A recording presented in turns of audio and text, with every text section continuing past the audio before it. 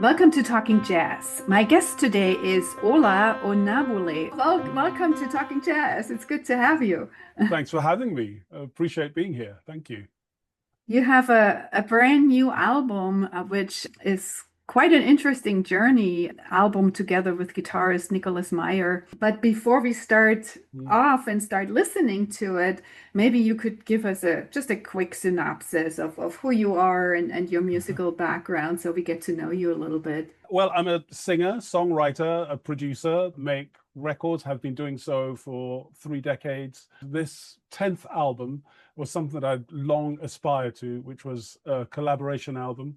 A lot of the time I'm writing entirely on my own. After during COVID rather, I had a live stream series and I met a Swiss guitarist who apparently had been working for many years, very successful, accompanied Jeff Beck around the world on the 2 world tours. But he popped in to do a couple of live streams with me, and I just thought, yeah, this is the guy I've been looking to do some collaboration with. And so we got together and wrote this album. It's very cool. So, but just to get to know a little bit more about you. So, where you come from and where do you live and how did you get into this whole music thing? My origins are Nigeria, West Africa. I was born in the UK, but my parents returned to Nigeria when I was 7, and so obviously I went back home with them and learned to be a Nigerian, learned to be an African, learned to speak the language, my language, Yoruba, to be steeped in the culture. When I came back to the UK, it was with a mind to finishing my education and to going to university to become a lawyer, because I come from a family of lawyers. So with no questions asked, it was assumed that's what I would do. But in my 3rd year of law school, I discovered jazz. Much to my parents' delight, I dropped out of law school, have been living this life ever since, of being a soul, jazz, world, musician. And so that's a kind of quick potted history of my life as a singer so far. You know that you have a lot of parallels with Hoagy Carmichael. Yes, I know this, yeah.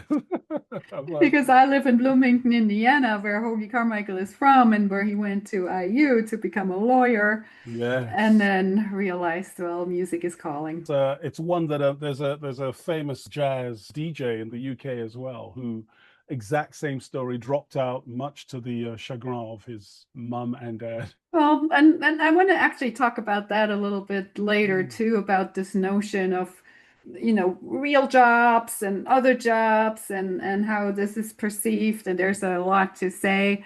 But I'm thinking we should listen to one of those tracks first. And Rio de Janeiro is the first one. And it really showcases your voice. Give us a backdrop, how we should, with what frame of mind we should listen to this when we go into this. Rio is actually a song I wrote about a real event. It's a song about the moment that I proposed to the woman that I love. We were very young, we were very poor, we weren't living in a beautiful part of London. These are the words I actually said. I know this isn't the most amazing place in the world. It's not Rio de Janeiro. We're here together now. And if you say you will and I do, then maybe one day we'll make it to Rio de Janeiro. Oh, that's really touching. Well, let's have a listen. This is Rio de Janeiro. It's from a brand new album, and it's entitled Proof of Life, a collaboration between Ola Onabule and guitarist Nicolas Meyer. Here we go. Not Tahiti or Utopia, in the least it's not quite Rio de Janeiro. Far from paradise, yet it will suffice. You're here with me, and thrillingly a samba beats within my heart. Misleadingly, it's not quite Rio de Janeiro. The fantasy would be complete if you said I do. The way I'll say to you.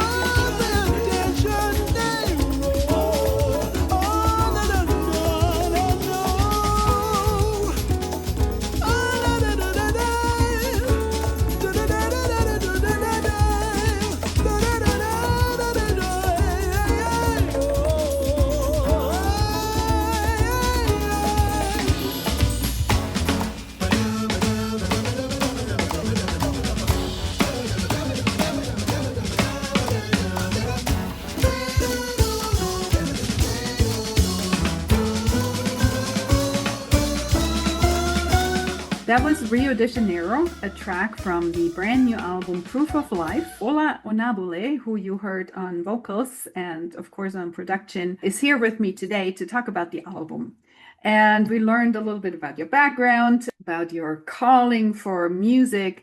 Let's talk a little bit, especially about this collaboration that you hinted on before, that you found the guitarist. It's a Swiss guitarist. And just tell us a little bit how you put the music together, how that collaboration worked. It was very, very easy to work with Nicolas.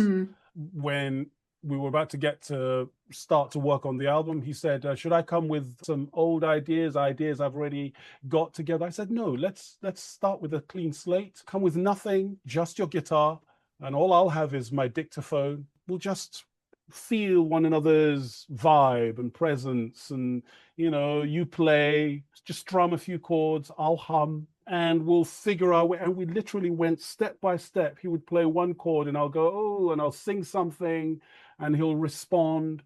And as a result, we just kind of evolve these tunes together. So they're a real, without us necessarily compromising or diminishing any of what we were, we found a way of charting a middle ground, through our influences. The other thing that we discussed was whether or not we wanted to make it a jazz album or a world album or whatever. And I said, no, human beings are these musical entities, and it's sound we respond to, not genre. And he agreed. And as a result, everything was open to us. All of our influences, our culture, the fact that he's French Swiss and I'm this UK Africa hybrid, we threw all of that into the mix, continued writing the songs. And once they were done, we had so much material on my dictaphone that I then went away and kind of tried to make sense of them and then sent them back to him. He would send them back to me, and it went back and forth until we were ready to invite the musicians to record the final thing. Very, very cool. The second track, Aegean Blue, that after I learned the lovely story about the other one, I want to know more about this one too, and what things we might be able to listen to.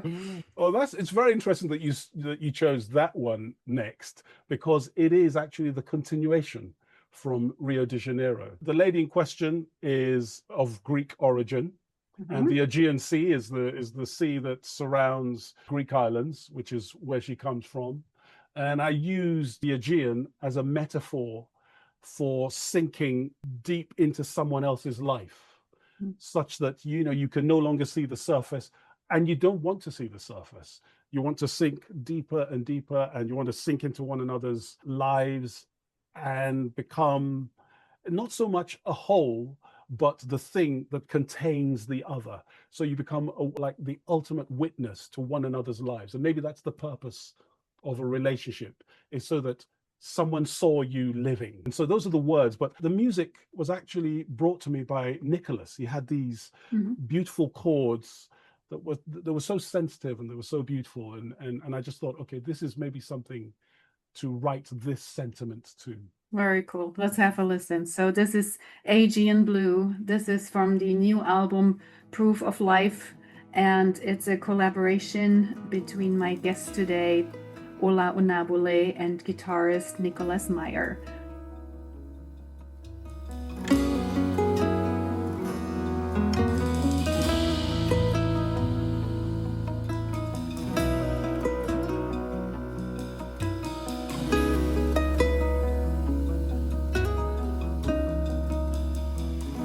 She flowed into my life, raised magnitudes of wonder. As strong as one, as quiet as thought, yet loud as Lagos thunder. The lapis hues, the sun breaks through in every sky I knew. Are pale before the splendor of the deeper Aegean blue. I never really knew that love could sing like fever. I didn't understand how it could feel again. Then I held by my hand, a flash of my surrender. Toss the keys to my heart.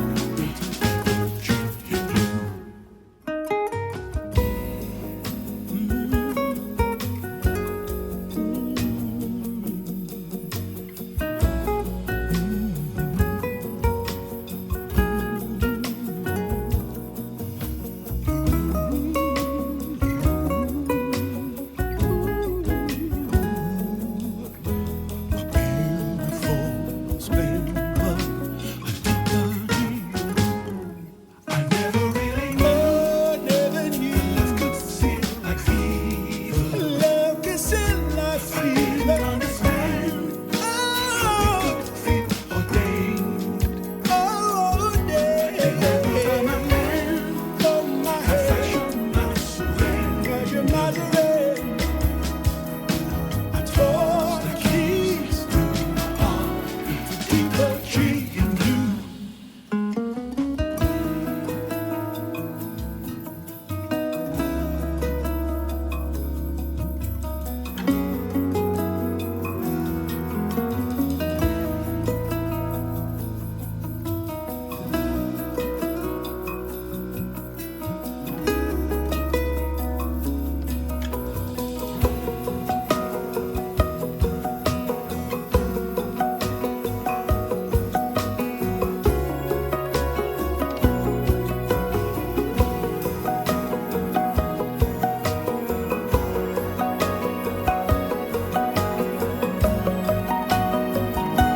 Now many years have passed, and still I gaze upon her.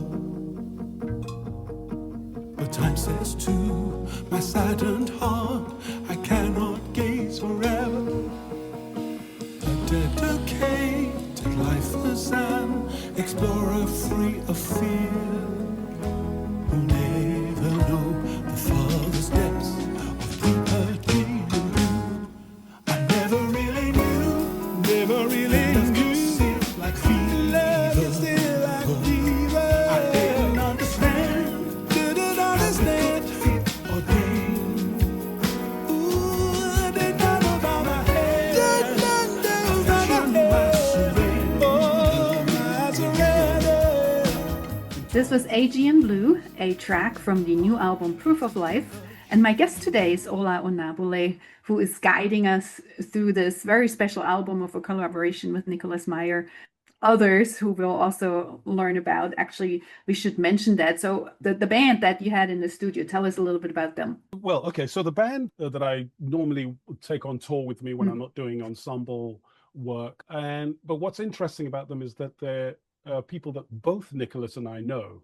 So we both worked with them separately on different occasions, and so it was a very, very easy choice to choose these guys because we know and love their work.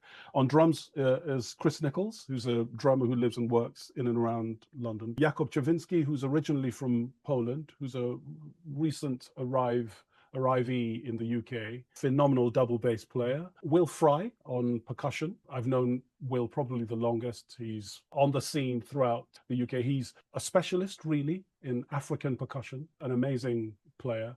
And then, of course, Nicolas plays all the guitars and all the stringed instruments. He plays Turkish guitars, so mandolins and banjo, anything with strings on it he plays. I do all the vocals and I play a few keyboards. And you also had a producer, right? George Whitty.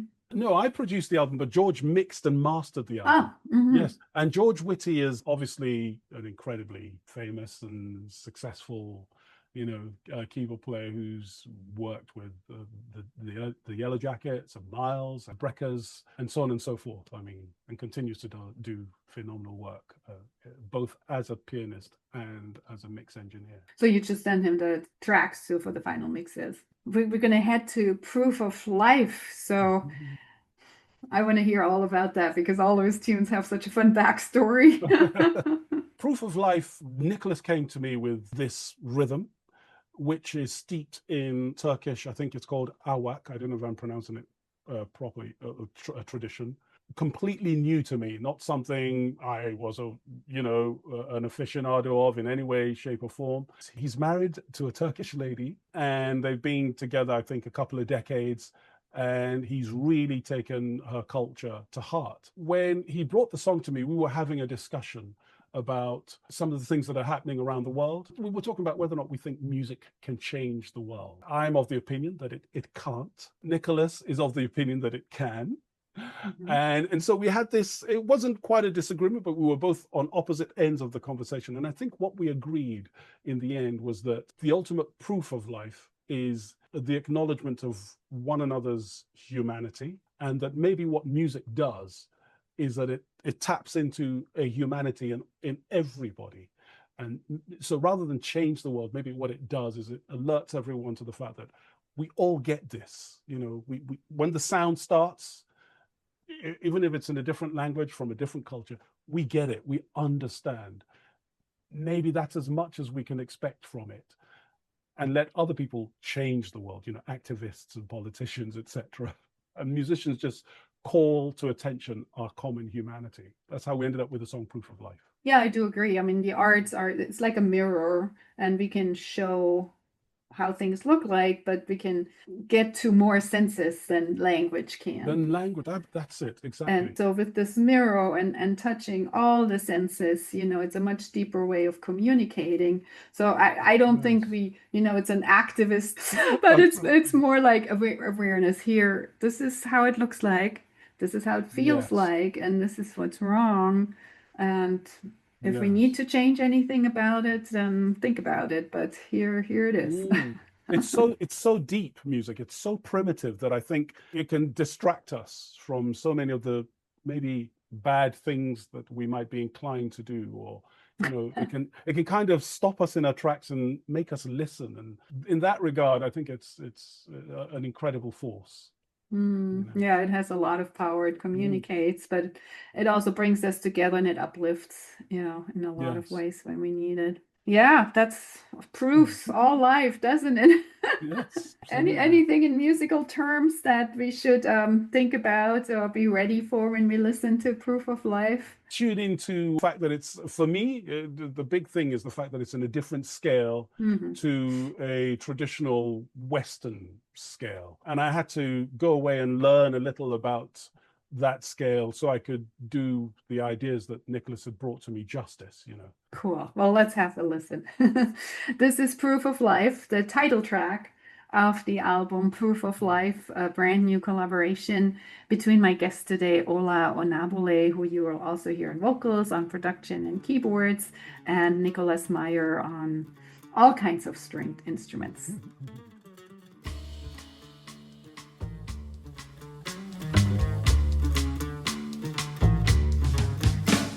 Noble intention, notions when I need action.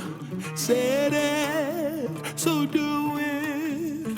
Come now, believe you mean it. What are we doing? Why are we here again? Back to beginning, what's already done? Give me a reason, help me get back again. Back to believing before my faith is gone. Prove your love as proof of life. Bear the burden and free the life. Future proof, my future strife. Proof of love is true proof of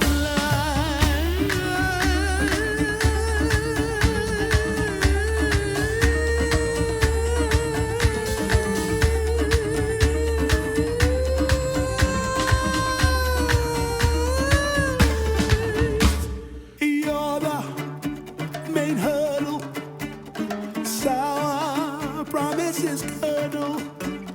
Fess up, then keep up. Balance, don't bring me chaos. What are you saying? How am I lost again? Stick to the meaning, what's already said. If you're deceiving, we're headed out again. Far from believing, where faith is lying dead.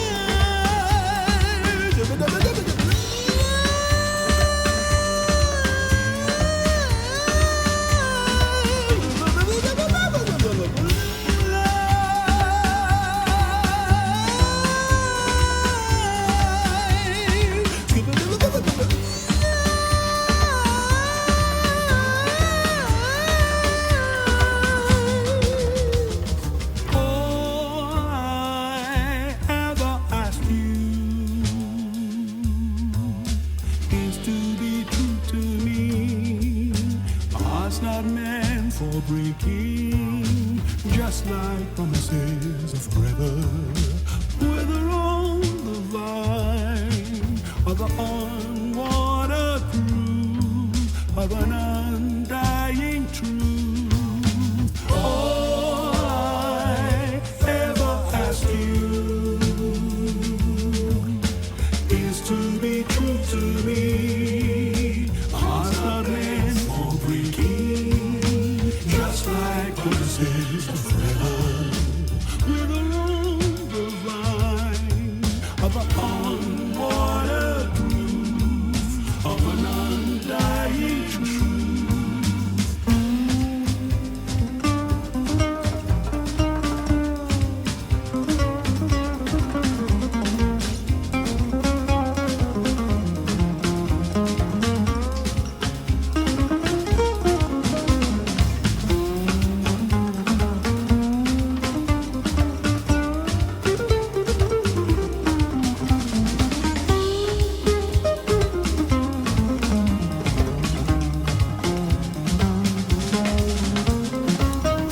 What are you saying? How am I lost again?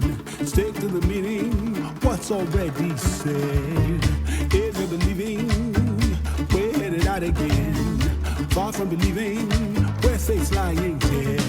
Prove your love as proof of life. Proof of love is true proof of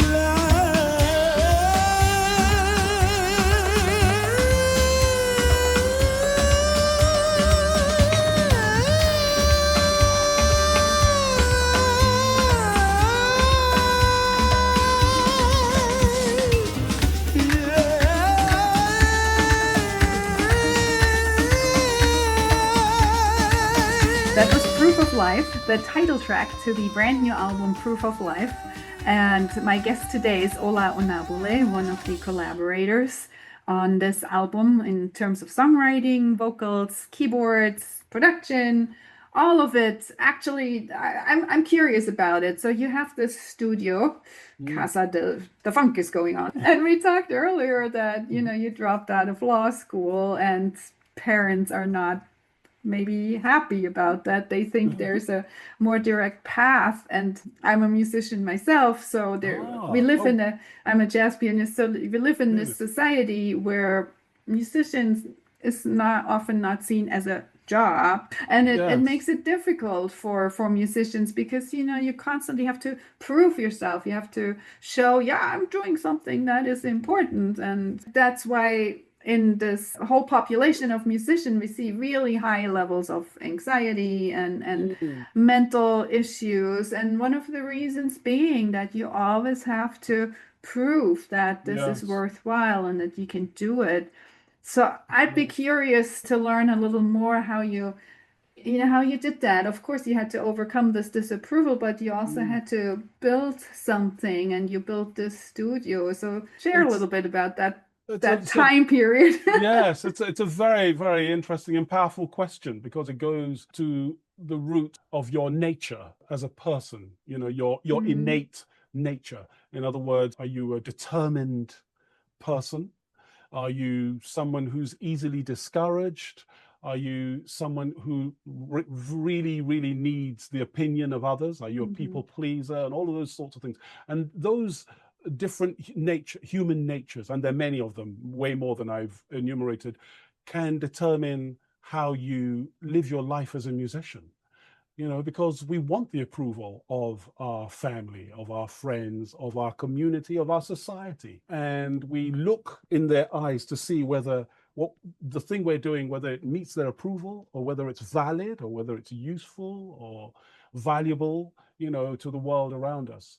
So it's unfortunate that, as you say, this profession that we've chosen can sometimes feel like the one that's most subject to the assessment and criticism of the world around us. I remember during COVID, there were posters everywhere in the UK suggesting that musicians should go and train as computer analysts, as, something useful, something meaningful, and all that kind of talk. Me personally, my personality is quite determined and maybe sometimes I think maybe a bit stubborn.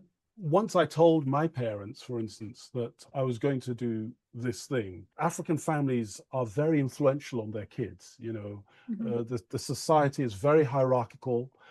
and you have a very limited range of ways in which you can protest to an adult without being seen as being a disgrace, being incredibly rude. A friend of mine has a joke where she says there are only 4 African professions: doctor, lawyer, accountant, and failure.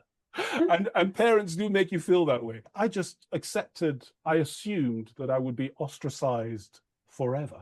Luckily for me, my father came round fairly quickly.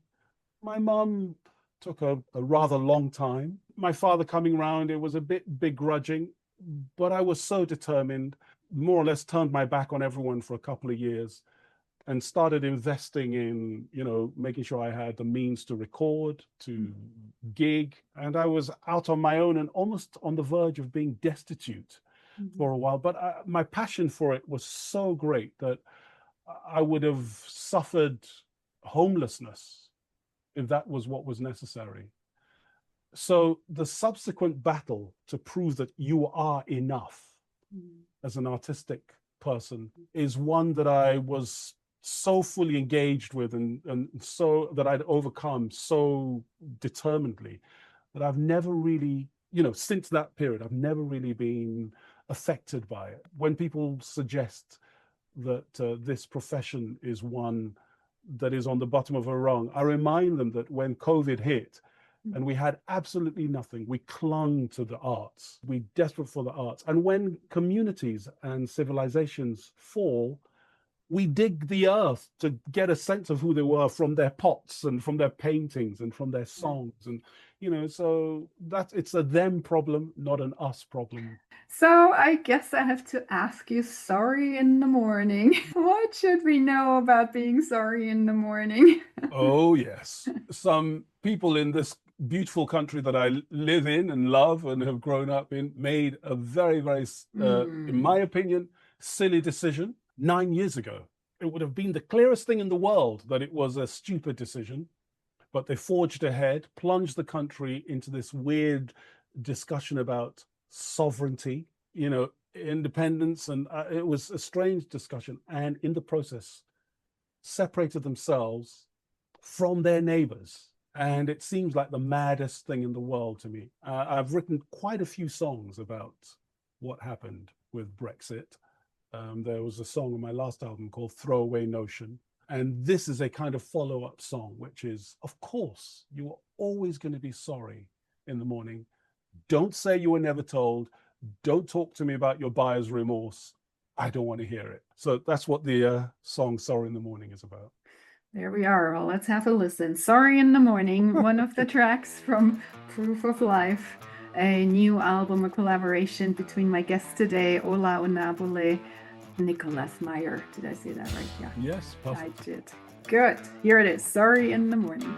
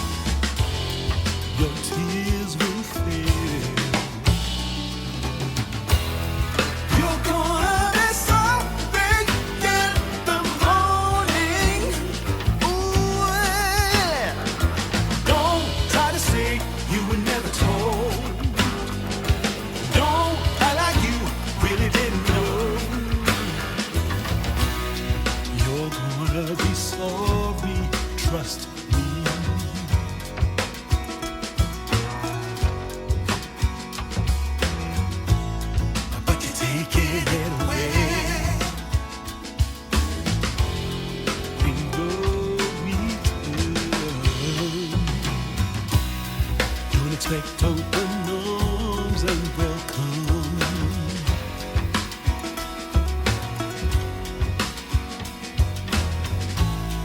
You can do big, great, grand on your own. And you're gonna be so big in the morning. Don't try to say you were never told.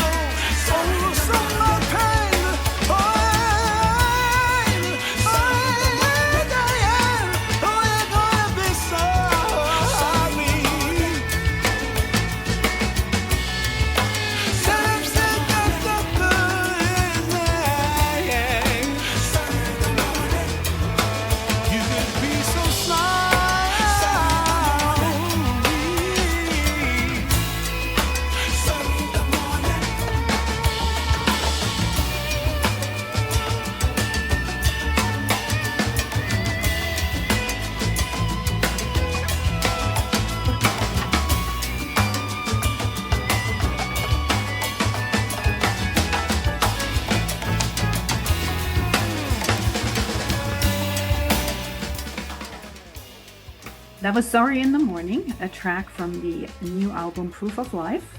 And my guest is Ola Onabule. When we're talking about the collaboration and music and life and everything, and we know it's 42, but there's a little more to it. We have time to listen to 2 more tracks from the album. Next one is going to be True Story. I was looking also around a little bit, and I saw you with the, I think it was the Helsinki Jazz Orchestra, and Ed Partika was conducting. Yeah. And you know, I know Ed very well, and I thought this was so wonderful, the music and the arrangements. So you obviously do a lot more things than this, you know, and often people think of vocalists of, you know, being the front man or woman, and but there's a whole range of other things. So yeah, first I'm a little curious about this collaboration and just the range of things that you do. With regards to Ed, I met him, I don't know, 10, 11 years ago. We did something with the HR big band in Germany, and that was Songs of the 20s, which was an interesting project. You know, we've found ourselves working together. I'm an absolute fan of Ed's arrangement style, you know, dare I say it, the best. You know, his big band arrangements are phenomenal. So when my last album, Pointless, came out, which was a concept album, it was an album that told the story of one man and how he came to lose his life in tragic circumstances. Because it was a concept album, I presented it to Ed with the notion of him arranging doing big band arrangements for the whole album. And it was a great success. We had quite a few concerts with different big bands around Europe. And then COVID hit. And I thought that was the end of that. But after COVID, a couple of symphonic orchestras reached out and wanted to combine the big band arrangements with symphonics. And so we did that for, you know, with Helsinki, and we're going to be doing it next year with, I think, the SVR big band. So it's had a whole life of its own. And I love doing, you know, big ensemble projects as well, because it's not just about the vocalist in instances like that. It's about music in almost all its entirety. And also the fact that often enough, a great deal of my music is rooted in African polyrhythms and odd time signatures. I love what happens when you have Western classical instrumentation, you know, coming together against African polyrhythm. I think it's very exciting. Yeah, I can't even imagine standing in the front of this and having the orchestra in the back with the powerful sound. You know, I'm usually somewhere on the side on the keyboard, but to get this as a front person, I mean, this must be an incredible experience. It is lovely. It really is beautiful. True story. What is the true story? Once again, this is another, in fact, like Sorry in the Morning, True Story is an idea that Nicolas started playing. He thought it was a joke.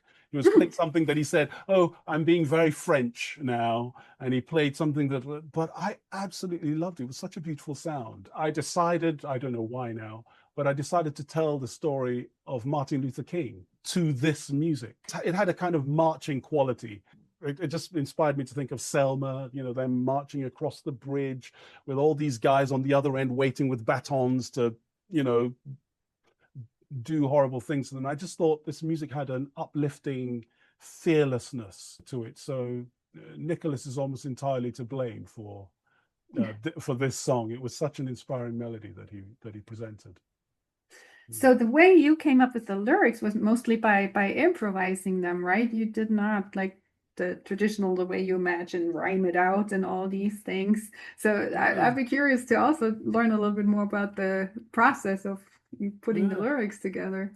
Well, it was very simple, because he would play and I would just I'd hum and sing and mumble and whatever, and it's only and kind of just lose myself in sometimes he would play a rhythm, an idea around for 30 minutes, and I would just mumble and blah, blah, blah, blah, and afterwards I'd go through and analyze, what am I singing? What have I been inspired? And then I would go and develop it and flesh out the words. But I would say at the end of each session, 30-40% of the song was done.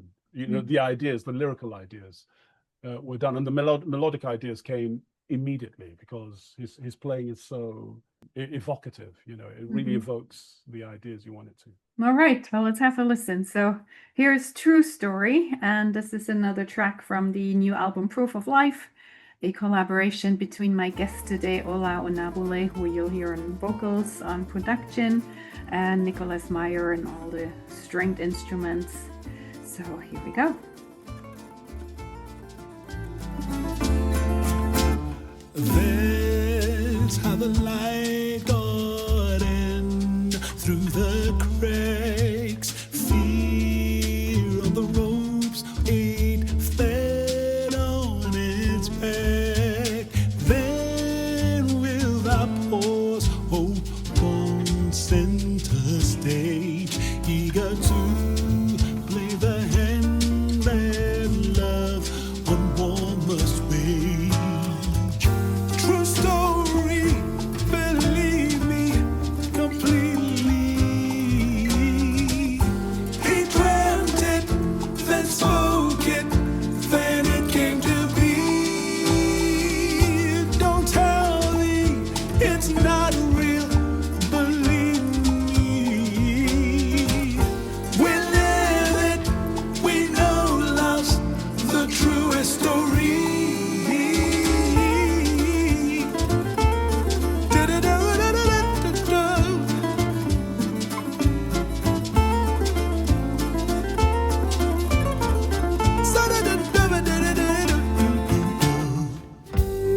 True story, believe me completely.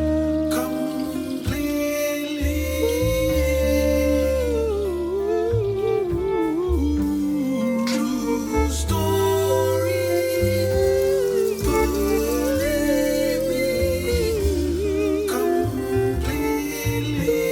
believe me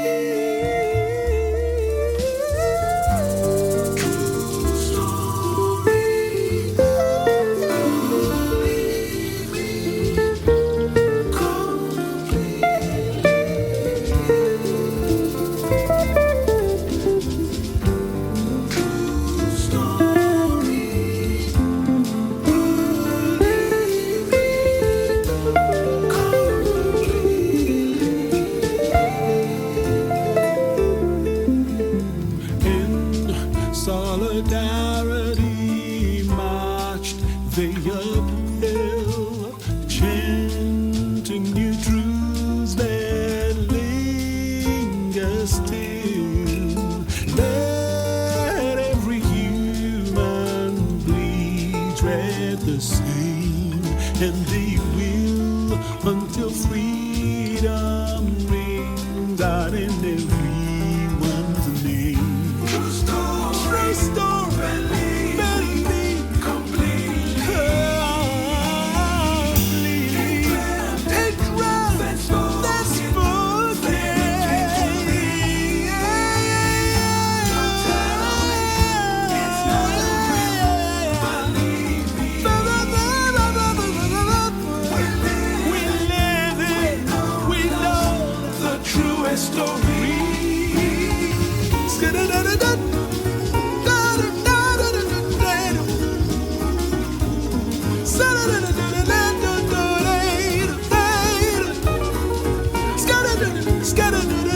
That was True Story, a track from the album Proof of Life, a collaboration between my guest today, Ola Onabule, and Nicolas Meyer.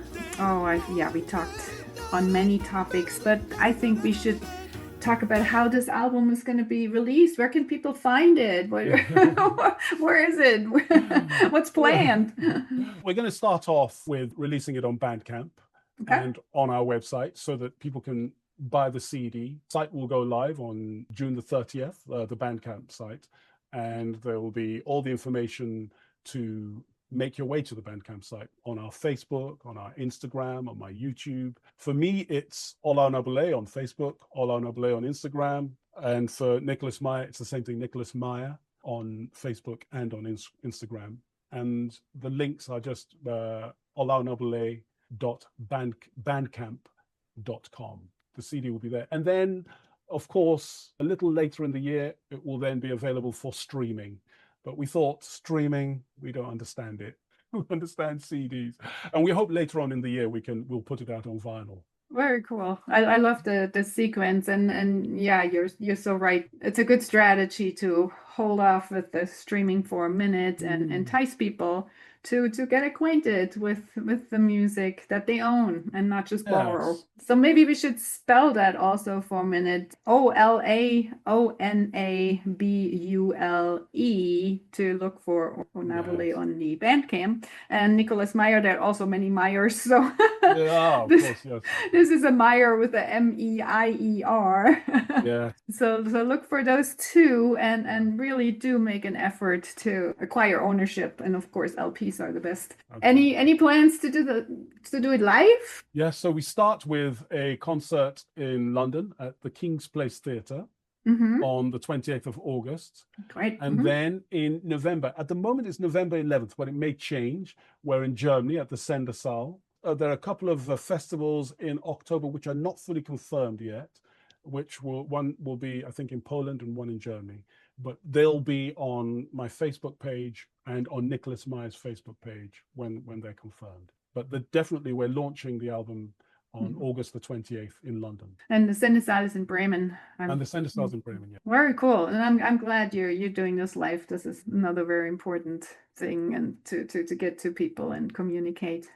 It is. I mean, both Nicolas and I really love interacting live. It's the most magical place, really, for music to be heard. So we're going to close with Two Scoops, which is also the last track on the album. So I guess you just have to give us the story on that too, and so we know what to listen for. Well, Two Scoops, in a weird kind of way, has no story behind it. Aww. Nicolas brought in this really cool groove. It was very funky and lovely, and I started scatting immediately. We just thought, let's leave it at that. It was the last song we wrote. And in fact, no, there was another song which was a very mournful ballad. And I said, we've done a lot of heavy stuff already on this album. Let's just do something where it's just fun. We're just having fun. And so that's what Two Scoops is. Fun. Very cool. Yeah, we should also point out that you can go from 5.5 octaves up and down, which is pretty mind-blowing. Well, I so appreciate you taking the time today to share with us about this music and about what you do. The pleasure is entirely mine, Monika. Really lovely, lovely questions, and so lovely, chatting with you. It's just felt like a chat, really. I've forgotten we're recording. That's why it's called Talking Jazz. So best of luck with everything. And, everybody out there, please do look for the album coming very, very soon. Proof of Life. We're going to listen to the last track, Two Scoops.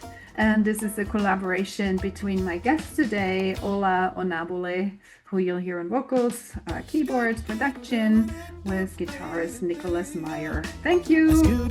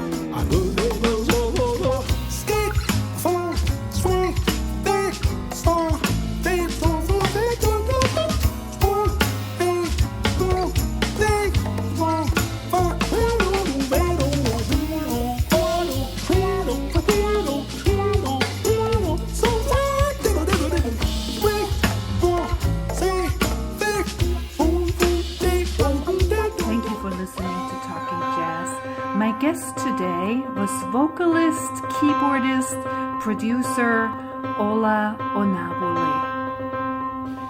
You can hear Talking Jazz every Thursday at 11 a.m. and Mondays at 7 p.m.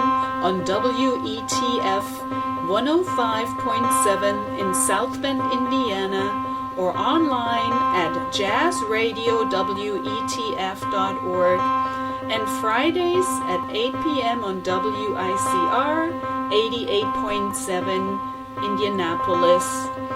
Previous shows are also on my YouTube channel, Monika Herzig, MonikaHerzig. Please subscribe to the Talking Jazz playlist. Thank you for listening.